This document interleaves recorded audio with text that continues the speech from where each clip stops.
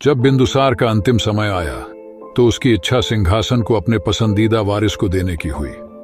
कहा जाता है कि बिंदुसार ने अपने जिस बेटे को सिंहासन के लिए अयोग्य बताया था वो उसे पाने के लिए इतना बेकरार था कि उसने अपने सभी 99 सौतेले भाइयों को मार डाला। किसी राजा जैसी शानदार पोशाक में वह अपनी अंतिम सांसें ले रहे पिता के सामने पहुंचा और बोला, अब मैं इकलौता वारिस हूं तुम्हारा। और वो इकलौता बेटा था अशोक। और ये तो बस उसकी शुरुआत थी। दूसरी सदी ईसा पूर्व में भारत के सम्राट अशोक ने हिंसा का जो बेरहमी भरा तांडव शुरू किया था वह बेहद डरावना था। जब अशोक के मंत्रियों ने उनके इस आदेश पर हिचकिचाहट दिखाई कि महल के चारों तरफ मौजूद फलदार पेड़ों को काट दिया जाए तो उनका जवाब था, ठीक है तो फिर तुम्हारे सिर कटवा देते हैं। अशोक की बेरहमी का कोई हिसाब नहीं था। उन्होंने अपने मंत्रियों के लिए एक महल बनवाया। मंत्रियों को मालूम नहीं था कि इस महल में ऐसे उत्पीड़न कक्ष थे जिनमें मारने के 5 सबसे तकलीफदेह तरीके मौजूद थे। इसे नाम दिया गया अशोकाश हेल। पर अशोक का यह दमन चक्र यहीं पर नहीं रुका।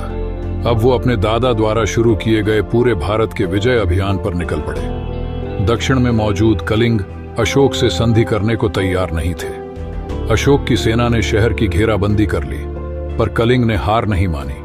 और जब कलिंग की हिम्मत जवाब देने लगी तो अशोक के सैनिकों ने चढ़ाई कर दी।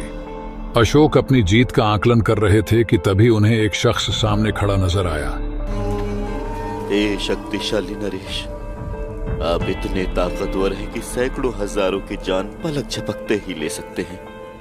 जरा अपनी ताकत दिखाते हुए इस मरे हुए बच्चे में जान डाल दो। आखिर यह निडर भिक्षुक कौन था जिसने अशोक को उनके युद्ध अपराधों की याद दिलाने की हिम्मत की? उसकी असली पहचान तो नहीं मालूम, पर यह जानते हैं कि वह बुद्ध का शिष्य था। उस समय से 200 साल पहले मौजूद इस विचारक का नाम ज्यादा मशहूर नहीं था। बुद्ध संदेश देते थे अहिंसा, बोध और करुणा का।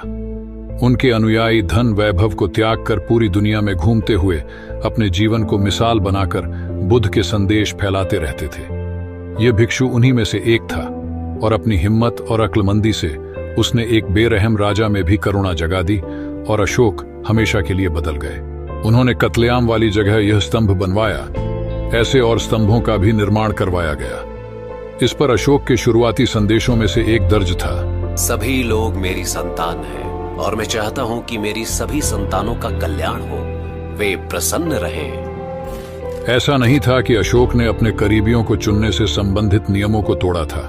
दरअसल उनके करीबी कौन कौन थे यह परिभाषा बदल गई थी। उन्होंने जीवों की बलि और मनोरंजन के लिए शिकार पर रोक लगा दी। उन्होंने पूरे भारत में पशुओं के लिए अस्पताल बनवाए और नागरिकों से जानवरों के प्रति दयालु होने को कहा। अशोक ने यह सुनिश्चित किया कि गांवों और शहरों में रहने वाले लोगों के लिए कुएं खुदवाए जाए। उन्होंने सड़कों के किनारे पेड़ लगवाए, आश्रय स्थल बनवाए ताकि यात्रियों को सुविधा हो और जानवरों को हर समय पेड़ों की छांव मिल सके।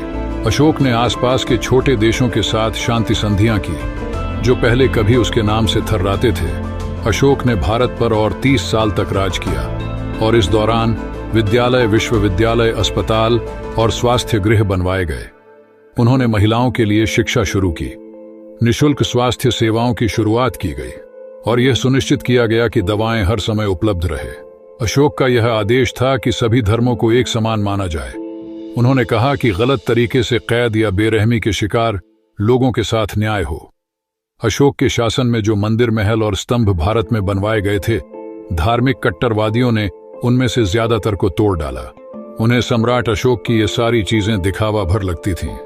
धार्मिक कट्टरवादियों के विरोध के बावजूद अशोक की विरासत आज भी कायम है।